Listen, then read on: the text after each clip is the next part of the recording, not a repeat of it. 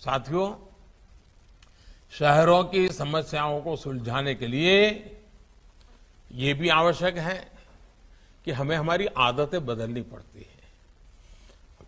नागरिकों के बिहेवियर में चेंज लाना पड़ता है, वरना हमने तो देखा है लोगों का स्वभाव कैसा होता है।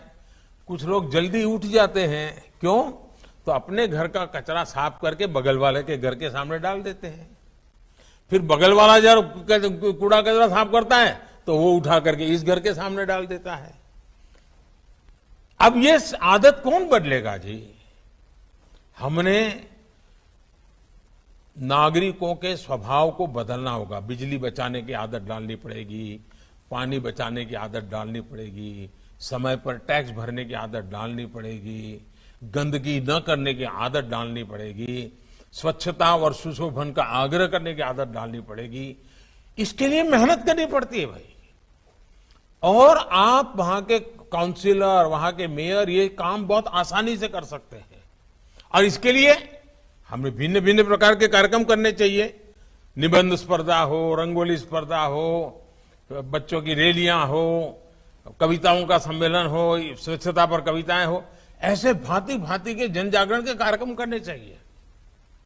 दीवारों पर अच्छी तरह से उसको लिखा। अब जैसे बगीचे होते हैं, मुझे बताइए बगीचों को संभालने का जवाब गांव के नागरिकों का है कि नहीं है? क्योंकि हमने तो तय किया नहीं, म्यूनसिपैलिटी के 2 आदमी होंगे, वो समझ ही नहीं। हमें जो लोग डेली बगीचे में आते हैं उनकी एक कमेटी बना देनी चाहिए।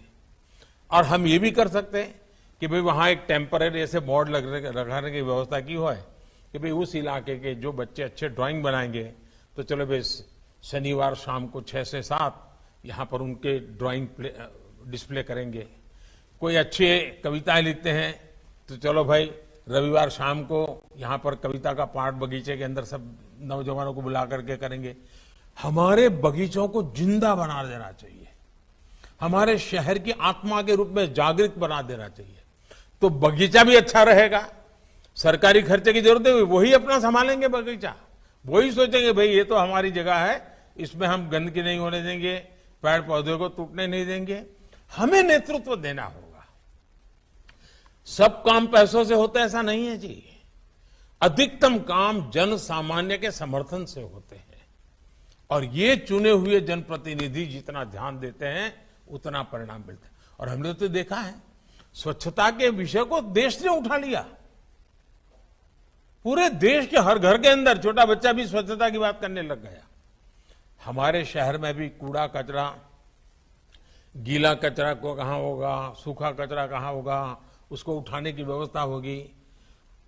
हम जितनी ज्यादा लोगों की आदतें बदलने के लिए आग्रही बनेंगे, मुझे पूरा विश्वास है कि हमारी व्यवस्थाएं विकसित हो रही हैं, उनका ज्यादा से ज्यादा लाभ हमारे नागरिकों को मिलता रहता है। हमें ये सारी चीजों को ध्यान रखते हुए आगे बढ़ना है, उसका आगे चल के काम में उपयोग हो गया। अब मैं एक बात बताता, हम देखते हैं कि सरकार की तरफ से सीसीटीवी कैमरा लगते हैं, जाता तो होम मिनिस्ट्री लगाती है, पुलिस के लोग करते हैं। लेकिन क्या ये सीसीटीवी कैमरा हम नागरिकों को, सरकारी दफ्तरों को कह सकते हैं कि भाई आपका प्राइवेट जो सीसीटीवी है, एक कैमरा घर के बाहर भी देखने के लिए रखो? कितनी सीसीटीवी कैमरा का नेटवर्क खड़ा हो जाएगा, बिना खर्चे हो जाएगा। अच्छा, अभी हम क्या करते हैं, सीसीटीवी कैमरा का उपयोग क्राइम डिटेक्शन के लिए करते हैं। अगर ट्रैफिक कंट्रोल करना है तो भी सीसीटीवी कैमरा का उपयोग हो सकता है। स्वच्छता के लोग काम करने वाले समय पर आए कि नहीं आए, वो भी सीसीटीवी से देखा जा सकता है। एक ही चीज का मल्टीपल उपयोग कैसे हो? अब आपने देखा कई शहरों में integrated command and control centre बन चुके हैं, उन्हें भी मल्टीपल यूटिलिटी के रूप में उपयोग किया जा सकता है। और इसके लिए हमें जुड़ना पड़ता है जी। हम उसके साथ इन्वॉल्व हो जाते हैं तो हम कर सकते हैं। देखिए, आप सभी जानते हैं, मान लीजिए आपका अच्छा सा मकान है, घर के पास बढ़िया महंगी गाड़ी भी खड़ी है, लेकिन अगर परिवार में ढंग से कुछ चीजें नहीं है, सब इधर उधर पड़ा हुआ है, सोफा का ठिकाना नहीं, चेयर का ठिकाना नहीं, कोई भी व्यक्ति आएगा उसके वो कार देख करके उसको अच्छा लगेगा, अंदर वो गंदा देख करके बुरा लगेगा। वो आपके घर की छवि कहां से ले जाएगा? आपने कैसा व्यवस्था रखी उस पर कर जाएगा। आपका रहन सहन कैसा है?